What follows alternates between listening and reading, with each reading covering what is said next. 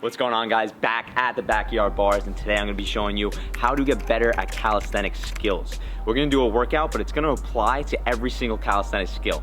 I'm going to be working on my 90-degree push-up, and I'm going to go down progressions until I get to the easiest progression, but that's going to help me maximize this skill so I get better and better at it. Opposed to just stopping when things get too hard, you go down progressions and you continue and keep going. Like I said, this can apply to any other skill. You can do this with front lever, planche, muscle up, pull ups, dips, anything. You go from hardest progression to easiest progression. So here I'm going to be showing you me starting with 90-degree push-ups.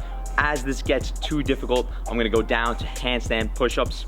When that gets too difficult, I'm gonna go right down to elevated pike push-ups. Then I'll do pike push-ups on the ground, and then pike push-ups with my hands elevated to make it even easier, right? Like I said, this could be applied to front lever as well, or planche.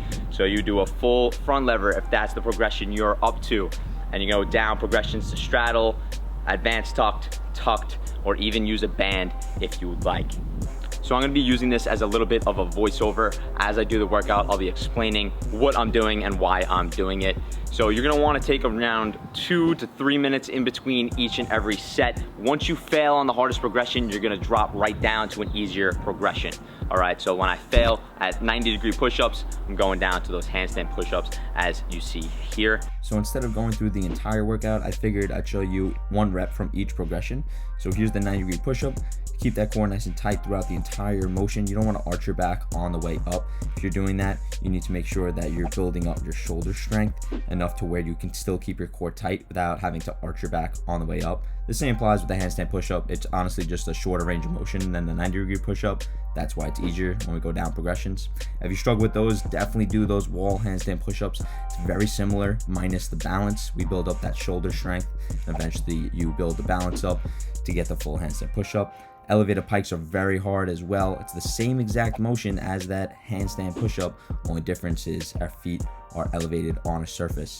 Same applies here with the pike. The lower you go with your feet, the more burden on your shoulder there is. And if you can't do pikes on the ground, do it on an elevated surface. This wasn't the best example because you really want a flat surface to get that full range of motion, but you get the point, same form. All right, guys, so that concludes the video for today. Like I said, you could use this method for any skill, right? You're gonna start at the highest progression and work your way down so that you can get the most out of every single workout. This will help you master skills a lot faster. Also, remember, follow me on all social media accounts, core_calisthenics on Instagram, TikTok, and Facebook. Check out my website, corecalisthenics.com. I have a lot of merchandise on there, as well as all the workouts I know and me explaining the right way to perform each one. Thank you guys so much for watching. See you guys in the next video.